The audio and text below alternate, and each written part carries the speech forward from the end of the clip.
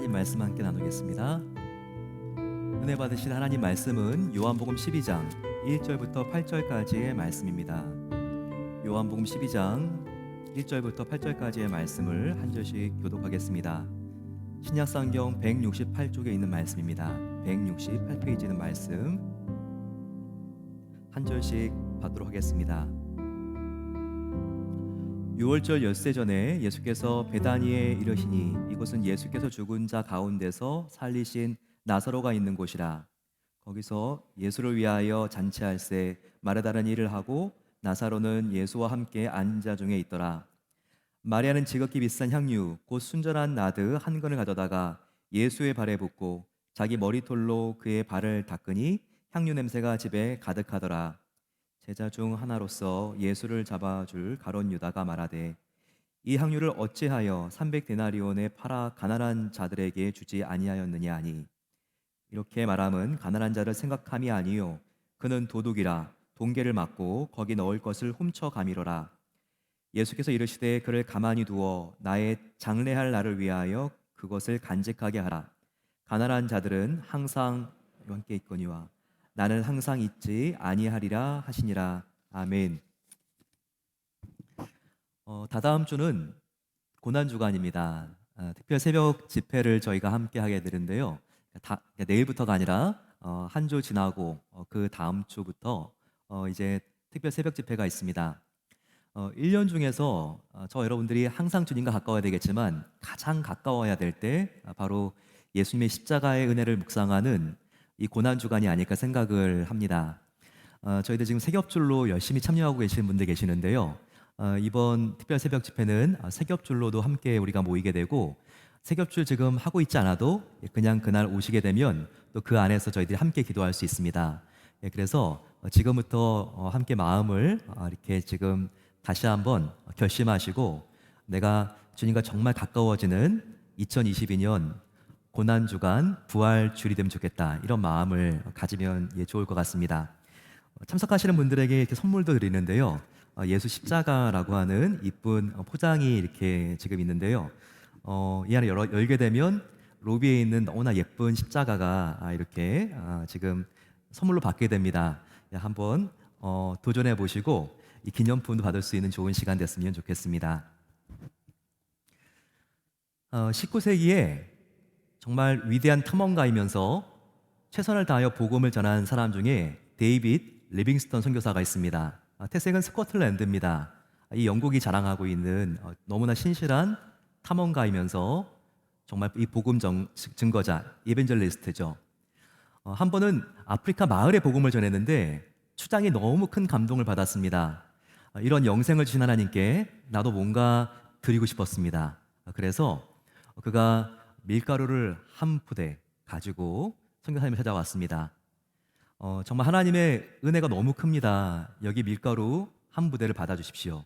그랬더니 선교사님 얼굴이 별로 편하지가 않는 거예요. 고개를 저으면서 이 한 부대 가지고 밀가루는 안 되겠습니다. 기분이 팍 상했습니다. 이 추장이 다시 돌아가서 아주 준수하게 생긴 백마를 가지고 나타났습니다. 선교사님, 이 백마 정도면 되지 않겠습니까? 그랬더니 이 정도 가지고도 안 되겠는데요. 한참 있다가 돌아온 이 추장은요, 머리에 있었던 큰 장신구, 깃털로 된 핀을 하나 뽑아가지고 가져왔습니다. 이것은 추장의 권위와 명예를 상징합니다. 정말 이거 빼면 저는 빈털터리입니다. 이것을 하나님께 드립니다. 그랬더니 이것으로도 안 되겠습니다. 죄송하네요.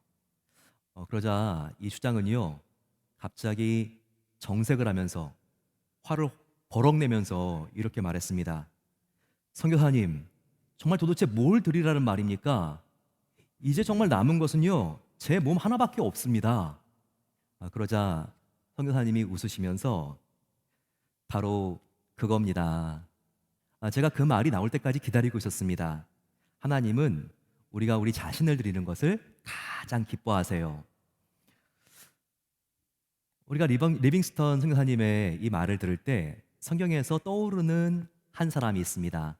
바로 자기의 전 존재라고 할 수 있는 향유 옥합을 아낌없이 예수님의 발 아래 깨트린 바로 이 여인입니다. 어, 이 여인은요, 예수님에게 인간이 결코 들을 수 없는 극찬을 받았어요. 이와 같은 헌신을 하자 예수님께서 너의 이와 같은 아름다운 일은 나의 복음이 전해지는 곳마다 너의 이 아름다운 선행도 함께 전해질 것이다. 이렇게 예수님께서 칭찬하셨죠. 정말 이 여인이 누구일까요? 바로 이 여인은요, 베다니에 살고 있었던 나사로의 동생 마리아였습니다. 성경에는요, 여인이 향유 옥합을 깨는 이야기가 여러 번 나옵니다. 그거 좀 눈치채셨죠? 근데 조금씩 좀 다른 기사가 있어가지고 조금 혼동스럽기도 하셨죠? 그런데요, 네 개의 복음서, 마태, 마가, 누가, 요한복음에 네 번 나옵니다. 그런데 누가복음에 7장에 나와 있는 향유를 깬 이 여인을 제외하고는요, 나머지 마태복음 26장, 그리고 마가복음 14장, 요한복음 12장에 나와 있는 여인은요, 다 똑같이 베다니에 살고 있는 나사로의 동생 마리아입니다. 그러면 이 누가복음 7장에 있는 이 여인은 누굴까요? 이름도 안 나와요. 그냥 죄를 지은 여인이 예수님께 향유를 깨뜨렸다고 이렇게 나와 있을 뿐입니다. 그런데 우리 찬송가는 어떤 가사가 있습니까? 값비싼 향유를 주께 드린 막달라 마리아 본받아서, 이와 같이 나오죠. 그 내용은 굉장히 은혜가 되고 귀하지만 사실 그 막달라 마리아라고 하는 말은요, 잘못된 거죠. 성경이 잘못된 게 아니라 작사하는 사람이 착각을 일으킨 겁니다. 그래서 정확하게 성경대로 한다면 값비싼 향유를 주께 드린 베다니 마리아 본받아서, 이렇게 하는 게 맞습니다. 그랬더니 지금 웃고 계시는 분들 계시는데요, 베다니에 살고 계시는 분들 같습니다. 근데 여러분, 이 베단이라는 동네를 우리가 좀 잘 알아야 되는데요. 예루살렘, 예수님께서 십자가에 달려 죽으셨던 그 예루살렘에서요, 얼마 안 떨어져 있습니다. 걸어서 30분, 2.3km 떨어져 있는 이 외곽에 있는 도시입니다. 근데 이 베단이라는 이름이요, 그렇게 좋은 이름이 아니에요. 베단이라고 하는 그 뜻은요, 가난한, 비참한, 이와 같은 별로 안 좋은 뜻입니다. 왜 이런 이름이 지어졌을까요? 많은 학자들은 거기에 모여 살고 있는 사람들이 그 당시에 나병 환자들이었기 때문에 이와 같은 지명이 지어졌다라고 해석하는 사람들이 많습니다. 이런 주장에 설득력을 갖는 이유는요, 마가복음 14장 3절을 보면 우리가 알 수 있어요. 한번 보시겠어요? 예수께서 베다니 나병 환자 시몬의 집에서 식사하실 때 한 여자가 매우 값진 향유 곧 순전한 나드 한 옥합을 가지고 와서 그 옥합을 깨뜨렸다고 나와 있죠. 지금 예수님이 누구의 집에 있습니까? 시몬인데 그의 특징이 뭐죠? 나병 환자죠. 그렇기 때문에 그 지역은요, 이 나병 환자들이 오래전부터 함께 모여 살았던 마을이다, 이렇게 생각하는 사람들이 있다는 거예요. 이 시몬은요, 불치의 병 나병에 걸려서 아무 희망이 없었던 사람이었습니다.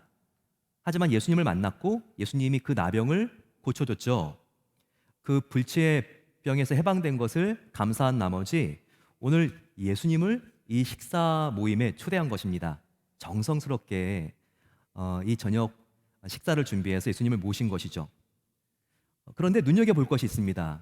이 자리에 동석하고 있는 또 하나의 가족이 있습니다. 이 가족은 바로 이웃이었던 나사로와 그의 누이였던 마르다와 마리아였습니다. 보실까요? 1, 2절 오늘 본문입니다. 유월절 엿새 전에 예수께서 베다니에 이르시니 이곳은 예수께서 죽은 자 가운데서 살리신 나사로가 있는 곳이라. 거기서 예수를 위하여 잔치할새 마르다는 일을 하고 나사로는 예수와 함께 앉은 자 중에 있더라. 이렇게 나와 있습니다.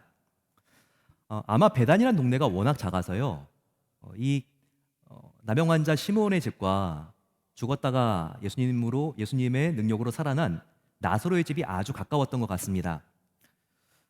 그러니까 지금 나사로도 몇 개월 전에 자기를 살려주신 예수님이 너무나 고마워서 자기의 누이들과 함께 지금 이 자리에 함께 있는 거예요. 예수님이 이 시몬의 집에 온다니까 소문이 금방 났겠죠? 그러니까 너에게만 은인이 아니라 나 나사로 그리고 우리 집에도 은인이니까 우리 함께 식사 준비하고 예수님을 우리가 함께 모시자. 이와 같이 서로 간에 대화를 나누고 지금 식사하고 한 자리에 있었던 것입니다. 저는 바로 이 모습이 진정한 교회의 모습이 아닐까 생각합니다. 어느 모습이요? 지금 이렇게 서로 화기애애하게 정말 하나님을 은인으로 생각하는 사람들이 즐거워하면서 함께 모여 있는 바로 이 장면이 천국의 모습이 아닐까, 진정한 교회가 지향해야 될 모습이 아닐까 생각을 합니다. 시몬과 나사로는요, 각기 처한 상황과 아픔이 달랐던 사람이었습니다. 시몬은 불치의 병, 나병에 걸렸습니다. 그리고 나사로는 죽을 병에 걸려서 심각하게 앓다가 결국은 죽어버렸죠. 하지만 둘 다 공통점이 무엇입니까? 예수님의 사랑과 능력의 힘으로 치유되고 회복되고 살아난 사람들이 여기에 모여 있다는 것입니다. 저와 여러분들도 마찬가지죠. 어쩌면 나병보다 더 치명적인 죄로 인하여 영원한 사망의 저주를 받아서 저와 여러분들은 완전히 심판 속에 빠져 있었던 사람들이죠. 하지만 예수님께서 나와 같은 죄인을 위하여 십자가에 달려 죽어 주셨습니다. 그래서 예수님을 오직 믿음으로, 예수님의 사랑과 능력으로 치유되고 회복되고 구원받은 사람들이 바로 저와 여러분들 아닙니까? 그러니까 이 모습은 너무나 우리가 지향해야 될 천국의 공동체, 교회의 모습과 닮아 있다는 것입니다. 그렇다면 여러분, 과연 저와 여러분들이 속한 관계 안에, 그리고 또한 우리의 소그룹과 사랑방 안에 이와 같은 모습이 있습니까? 과연 저와 여러분들의 이 나눔의 중심 안에 구원에 대한 감사가 넘쳐 흐르고 있습니까? 나 같은 죄인을 용서해 주신 예수님 때문에 감사하는 대화를 지금 사랑방 안에서 나누고 있습니까? 좌절한 마음에 위로와 소망을 주시는 예수님에 대한 감사와 나눔의 고백이 과연 저와 여러분들의 인간관계 속에 있습니까? 혹시 그렇지는 않고 세상 얘기만 하다가, 처음부터 끝까지 세상 얘기만 하다가 끝나진 않나요? 만일 저와 여러분들이 속한 공동체의 모임의 나눔의 중심에 십자가의 복음이 빠졌다면, 하나님의 은혜에 대한 감사가 빠졌다면 그 모임을 마치고 돌아오는 느낌은 정말 깊이 허탈하고 허무할 것입니다. 하지만 저와 여러분들의 나눔 안에 시므온과 나사로가 함께 모여서 예수님께서 구원해 주신 그 은혜를 함께 기뻐했던 것과 같은 환희가 있다면 저와 여러분들의 삶은요, 완전한 기쁨으로 바뀌게 될 것입니다. 베단이라고 하는 이 마을, 원래 비참함이라고 하는 뜻이었죠. 하지만 구원에 대한 감격을 나눌 때 어느새 이 베단이 있었던 나병 환자 시몬의 집은요, 향유 냄새가 가득했습니다. 이와 같이 우리 공동체 안에 구원의 기쁨을 회복시키고 감사가 넘침으로써 우리 마음속에 가득한 기쁨의 천국이 회복되기를 소망합니다. 그때 나사로의 동생 마리아가 아주 특별한 소중하게 들고 있는 물건을 가지고 걸어옵니다. 아무도 예측하지 못한 광경이었죠. 사람들이 다 지금 뭐 하나 쳐다봤을 겁니다. 근데 그 손에는요, 너무나 값비싼 향료가 있었습니다. 보물이 안겨 있었던 것이죠. 무엇을 하나 봤더니 이 옥합을 완전히 깨트려서 예수님의 발에 붓습니다. 그리고 자기의 긴 머리결을 푼 다음에 이 향유를 묻혀서 예수님의 그 발을 정성스럽게 섬세하게 닦기 시작합니다. 그런 모습이 오늘 3절에 있죠.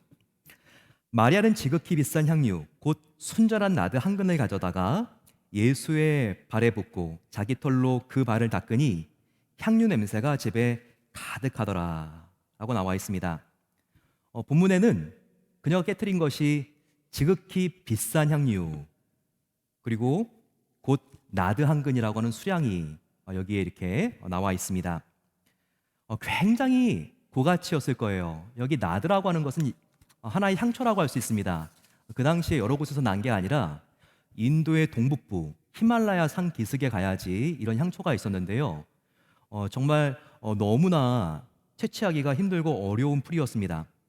이 향초에서 정말 아주 신중하고 어렵게 원액을 채취한 다음에 이 인도로부터 페르시아를 거쳐서 팔레스타인까지 몇 달 가야 되는 무역 교역로를 따라서 이동해야 됐기 때문에 이 가치가 상상할 수 없을 정도였습니다.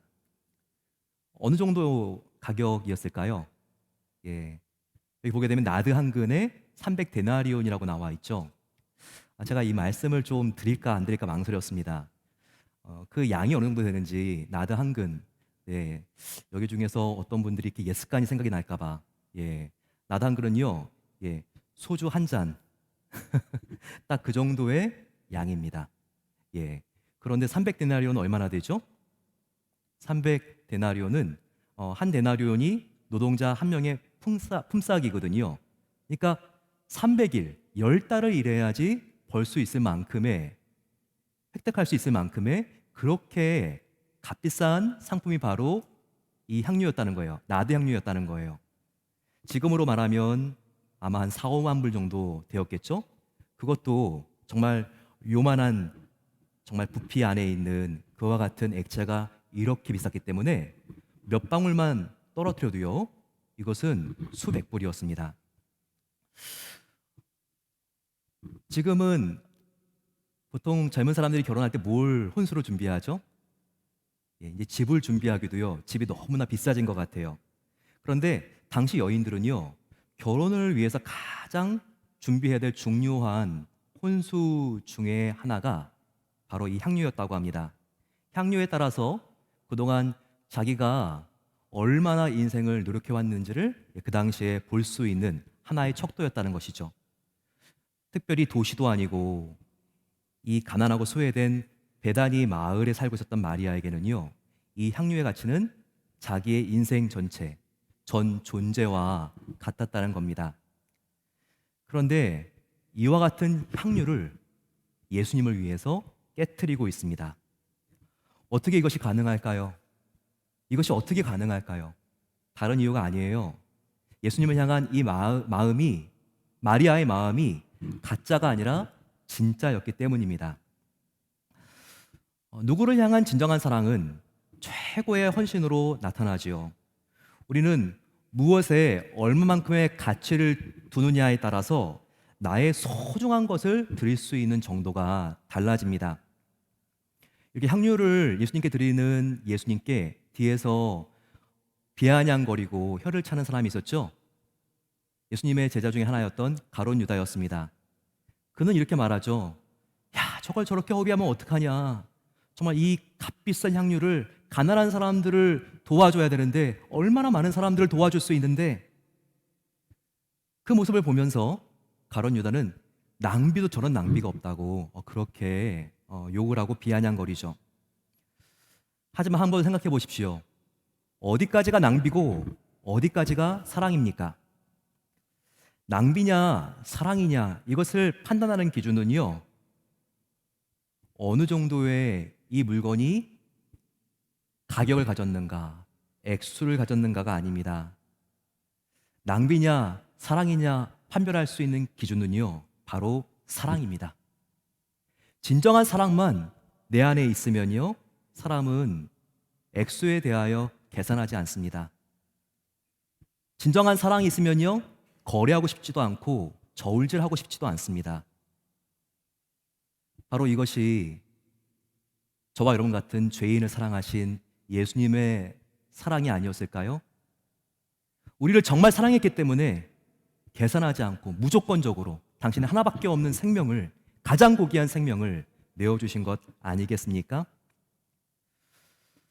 정말 우리를 향한 예수님의 사랑은요, 십자가에서 증명되었습니다.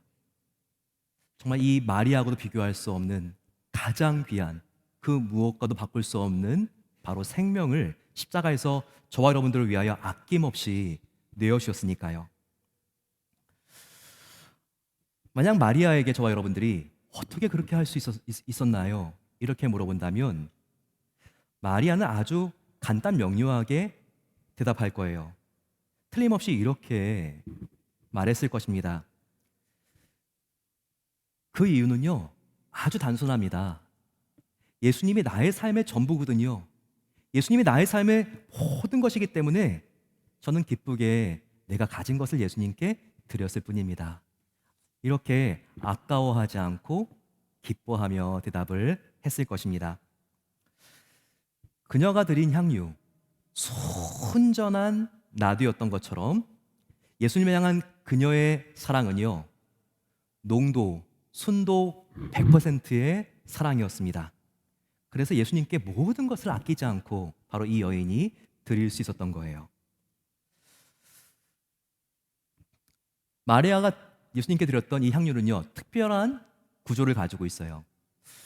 히말라야부터 몇 달을 가져와야 되기 때문에 휘발성이 있고 바로 증발해 버리는 액체를 그때부터 그냥 가지고 올 수 없어요. 특별한 용기에 넣어야 됐습니다. 그렇기 때문에 이 옥합 안에 넣었는데요, 이 옥합은 석고로 돼 있었고, 그리고 이 석고로 완전히 밀봉을 해야지만 이것을 정말 이 귀한 액체를 가지고 올 수 있었던 거예요.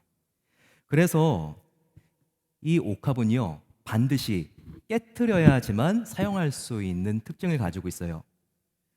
그래서 이 향유 옥합은요, 마리아가 예수님께 드린 이 향유 옥합은 오직 단 한 번, 사랑하는 단 한 사람만을 위해서 전체를 부어야지만 사용할 수 있는 액체였다는 거예요. 과연 저와 여러분들은 누구를 이렇게 사랑할 수 있습니까? 누구를 마리아가 예수님을 사랑한 것처럼 사랑할 수 있습니까? 또 과연 저와 여러분들을 누가 이렇게 사랑해 줄 수 있을까요? 그런 사람이 있는 사람은 정말 행복한 사람이겠죠.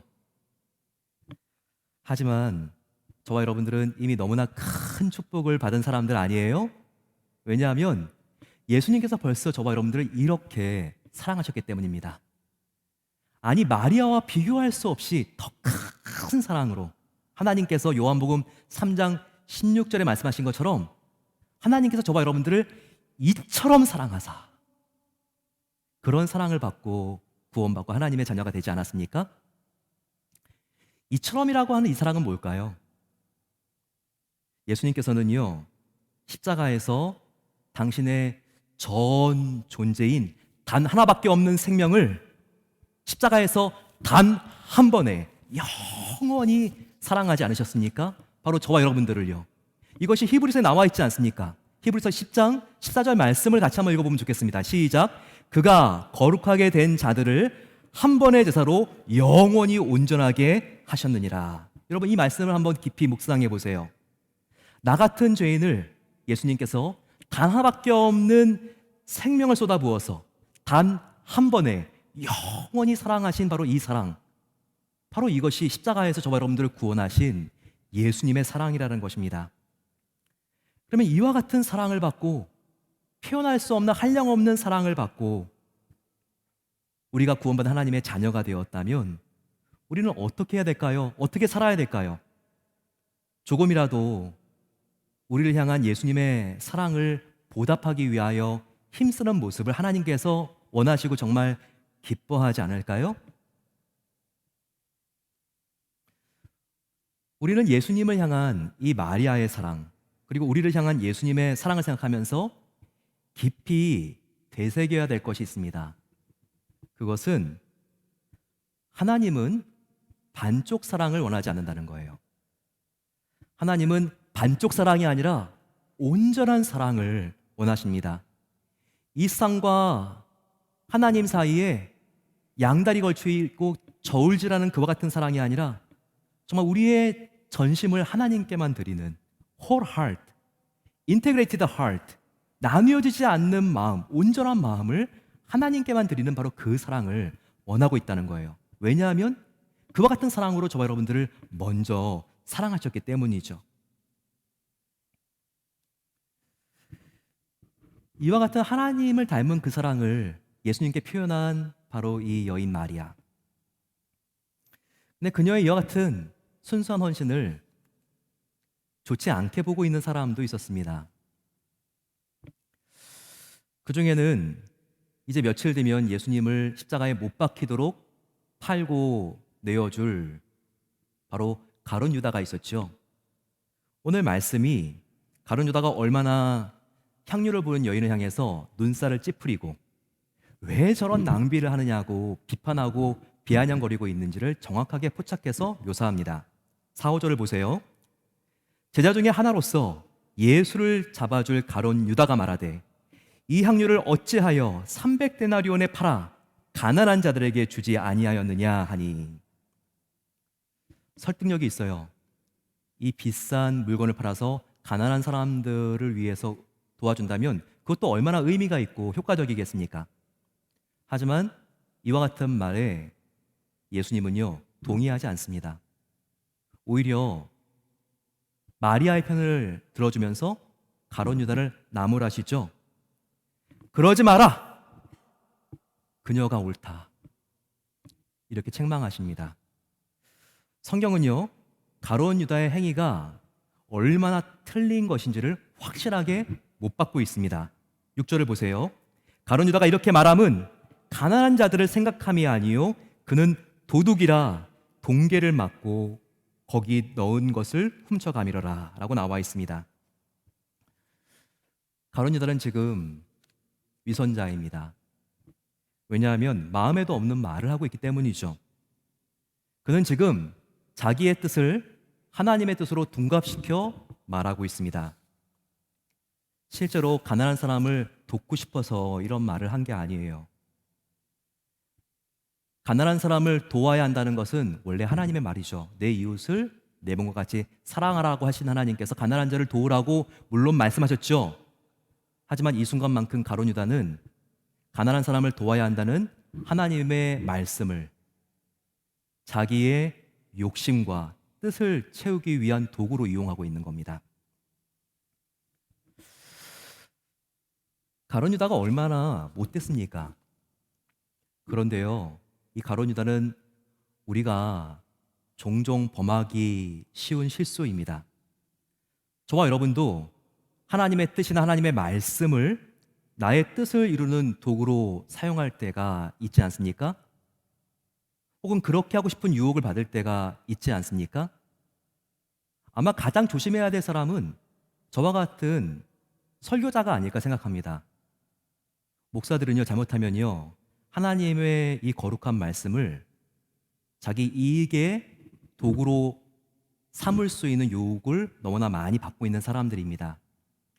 그래서 얼마나 많은 사람들이 이것은 하나님의 말씀을 하고 있지만 그 속에 욕심이 있기 때문에 실망하고 또 교회를 어려워하는 사람들이 얼마나 많이 있습니까? 근데 이건 정말 조심해야 돼요. 얼마 전에 푸틴 대통령이 러시아 전당대회에서 연설하는 것을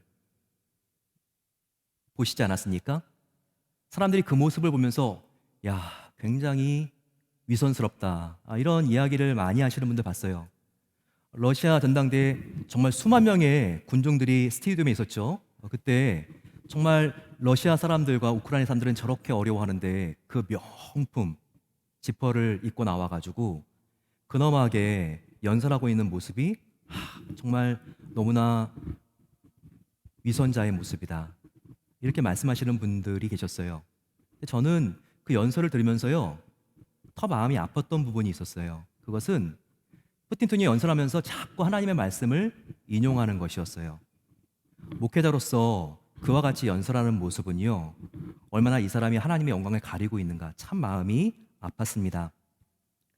푸틴 대통령은 지금 우크라이나 돈바스 지역에 친러 형제 자매들이 너무나 많은 핍박을 받고 있다고, 그들을 지금 구하러 간 우리 러시아 병사들, 그 사람들은 영웅이라고 이렇게 설명을 했습니다. 그러면서 성경을 보라고 장절을 인용하면서 내 형제를 위해서 목숨을 바치는 사람은 하나님이 복을 준다고 말하지 않았냐고, 이렇게 선동하는 거였죠. 그 대목에서 너무나 마음이 아팠어요.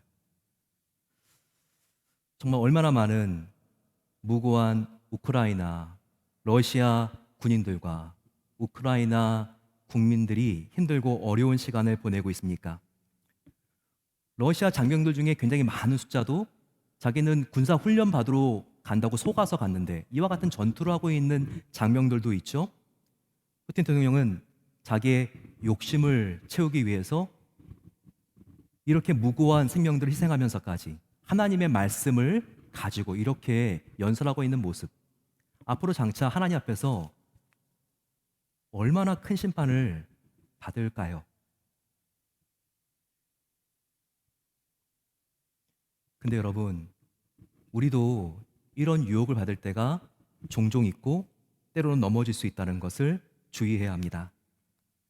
가룟 유다와 같이 우리도 가장 경건한 것을 나의 이익의 재료로 탈바꿈하는 경우는 있지 않습니까? 저와 여러분들이 하나님의 뜻이라고 말하면서 자녀들을 정말 하나님 앞에 지금 바르게 세우고 있는지 우리가 한번 돌아봐야 합니다. 한 권사님이 이와 같은 간증을 하는 것을 들은 적이 있습니다. 어릴 때부터 제가 알아요. 너무나 공부를 잘하는 아들이었거든요. 의대를 보냈어요. 정말 굉장히 많은 학비를 지원을 했죠. 그런데 대학원 때 예수님을 깊이 만난 거예요. 삶을 헌신했어요. 이 아들이 졸업할 때쯤 어머니 아버지 제가 의료 선교사로 좀 나가면 안 됩니까? 그랬더니 하늘이 무너지는 것 같았다는 거예요. 정말 하나님, 이 아들을 내가 하나님 안에서 잘 키워보겠습니다.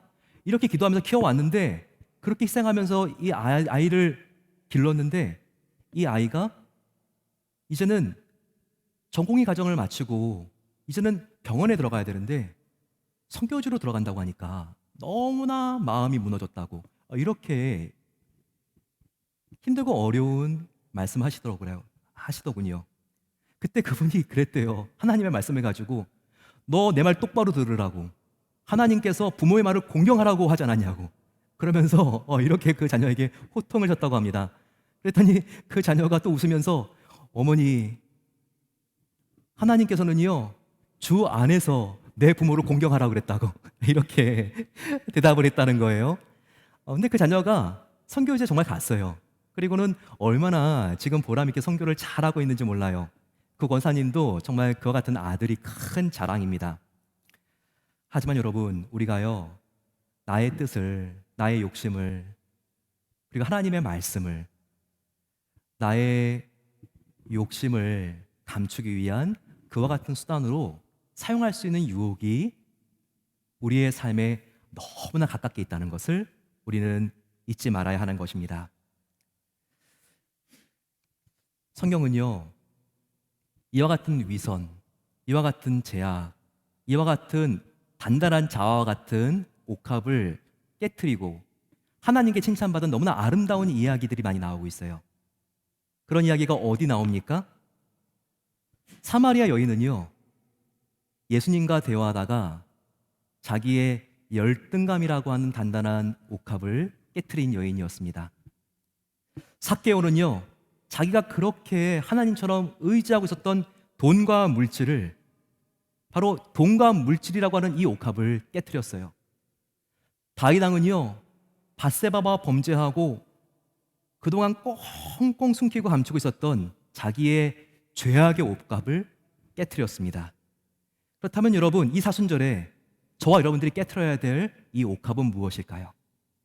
그것이 예수님의 십자가 앞에서 깨져야 돼요. 이 단단한 옥합, 나의 자아가 깨져야 하지만 그 안에 향유, 진정한 예수님의 향기가 나의 가정과 나의 교회와 가는 곳마다 퍼져나갈 수 있기 때문입니다. 이 사순절 나의 단단한 그 옥합을 깨트리시고 예수님의 향기가 가득 흘러가게 사용될 수 있는 그 은혜가 함께 하시기를 축원합니다. 마지막으로 저와 여러분들 오늘 말씀을 통해서요 사랑할 수 있는 것도 시간의 제한성이 있다. 이것을 꼭 명심해야 합니다. 신학자 랄프 말틴이라고 있어요. 이 사람은요 예수님의 발과 머리에 기름을 부은 바로 이 여인의 사건이요 구약과 굉장히 관련이 있다는 것을 포착합니다. 특별히 구약의 어떤 장면이냐면요 바로 당시에 기름을 부어서 임직했던 세 가지 사람들의 이 모습과 너무나 닮아 있다는 거예요. 예, 지금 예수님께 향유를 붓고 있는 이 마리아의 모습이요. 구약에서 향유, 기름을 붓고 임직했던 사람들이 누구였을까요? 예, 세 명의 사람이 있는데 왕, 제사장, 선지자입니다. 이 세 사람을 임직할 때는요, 이 세 종류의 사람을 임직할 때에는 머리에 관유, 예, 향유를 붓죠. 그런데 임직할 때만 아닙니다.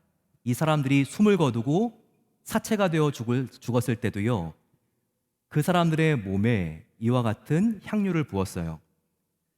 그런데 랄프 마틴은요, 오늘 우리가 읽은 이 본문에서 마리아는요, 예수님이야말로 왕이시요, 제장이시요, 선지자라는 것을 확실히 믿었던, 예수님이야말로 왕과 선지자와 제사장, 이 삼중직을 겸비한 하나님의 아들 메시아라는 것을 확실하게 믿었다는 것을 주장하고 있습니다.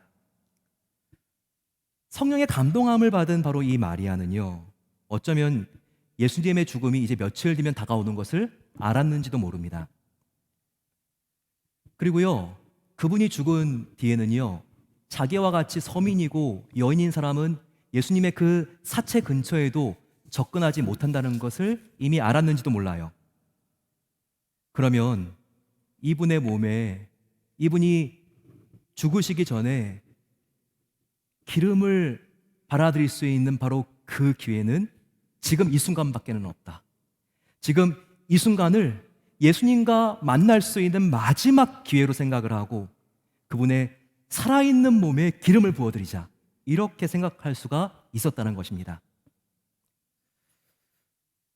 그런데 이것은 마리아가 충분히 그렇게 생각을 하고 기름을 부었을 가능성이 있어요. 바로 지금 기름을 붓는 바로 이 마음을 아신 예수님, 그 예수님께서 하필이면 그녀를 보시고 그리고 지금 이것을 나무라고 있는 가룟 유다에게 뭐라고 말씀하셨습니까? 7절 8절을 보세요. 예수께서 이르시되 그를 가만히 두어 나의 장례하는 날을 위하여, 나의 장례하는 날을 위하여 그것을 간직하게 하라. 가난한 자들은 항상 너희와 함께 있거니와 나는 항상 있지 아니하리라 하시니라. 분명히 이 마리아가요, 예수님께 기름을 부은 것은 그녀가 의식했던 의식하지 않았던지 간에 예수님의 죽음과 곧 며칠 뒤면 다가올 죽음과 연관이 있습니다. 그리고 전지전능하신 예수님께서는, 모든 것을 다 알고 있었던 예수님께서는 이것을 아시고 이와 같은 말씀을 하필이면 하셨다는 거예요. 마리아를 가만두어 나의 장례할 날을 위하여 그것을 간직하게 하라. 이제 곧 예수님의 지상사역 마지막 날이 다가오고 있었습니다. 이 여인이 예수님께 향유를 부은 때는 언제인 줄 아세요? 마가복음 14장 1절 말씀을 보게 되면요, 향유를 부른 바로 그때는 이틀이 지나면 유월절과 무교절이라고 하는 바로 이 시점이 딱 명시되어 있습니다. 예수님이 십자가에 달려 죽으신 바로 그 주간은 유월절 주간이거든요. 그렇기 때문에 이 향유를 부은 바로 그 시점은요, 예수님이 십자가에 달려 죽으시기 9일 전, 바로 그 전주 수요일이 되는 것입니다. 정말 예수님의 죽음이 9일밖에 남지 않았어요. 예수님의 그 죽음이 다가오고 있었습니다. 그런데 예수님을 전심으로 사랑했던 이 마리아는요, 예수님의 몸에 향유를 부을 그 기회를 놓치지 않았다는 거예요. 어떻게 이것이 가능할 수 있을까요? 이것이 가능하기 위해서는 우리 마음속에 가장 나의 최선의 것을 최고의 하나님께 드릴 수 있는 그와 같은 사랑이 있어야 됩니다. 이와 같이 기회를 놓치지 않기 위해서는요, 우리 마음이 성령으로 깨어 있어야지 가능하다는 거예요. 기회는 항상 오는 게 아닙니다. 마리아도 이 기회를 놓쳤으면 다시 예수님의 그 몸에 기름을 부을 수 있는 기회는 사라져 버린 것이죠. 저와 여러분도 마찬가지입니다.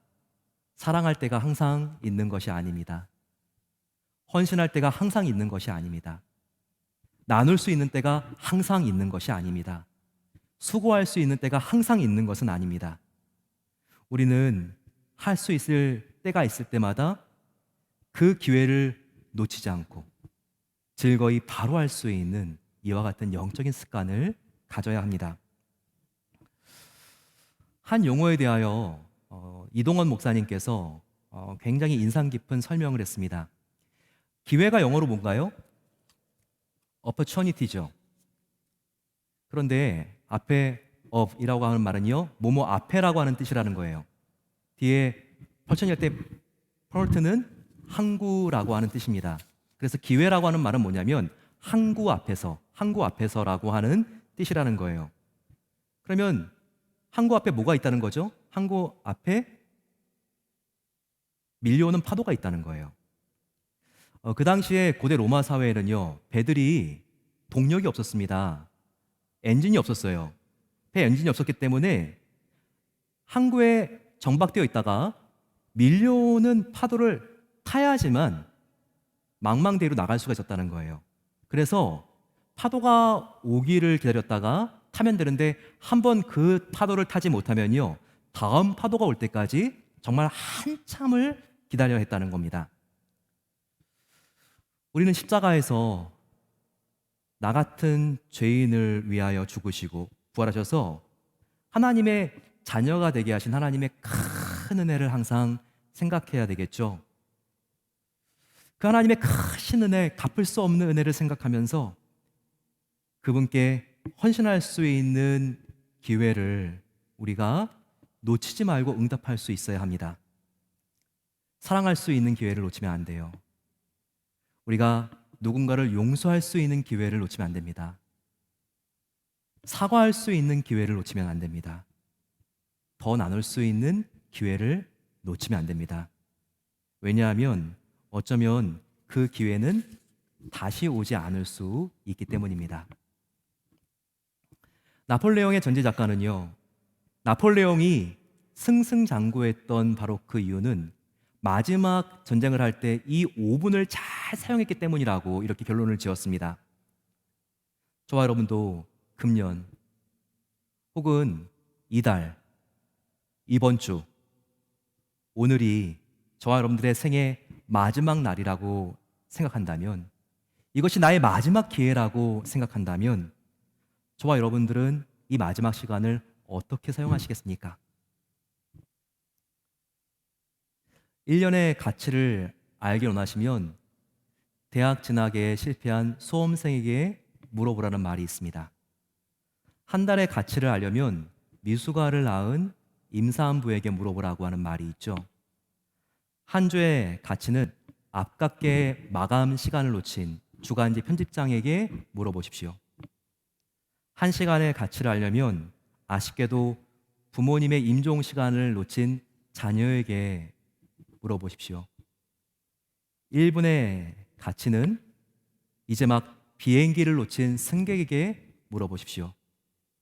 0.1초의 가치는 아깝게 금메달을 놓친 달리기 선수에게 물어보십시오. 우리의 매 순간이 소중합니다. 매 순간을 나의 생의 마지막처럼 예수님을 위하여 전심으로 헌신하지 않겠습니까? 그러면 우리의 인생은 얼마나 후회 없고 보람이 있을까요? 예수님께서 얼마나 그 모습을 보고 기뻐하실까요?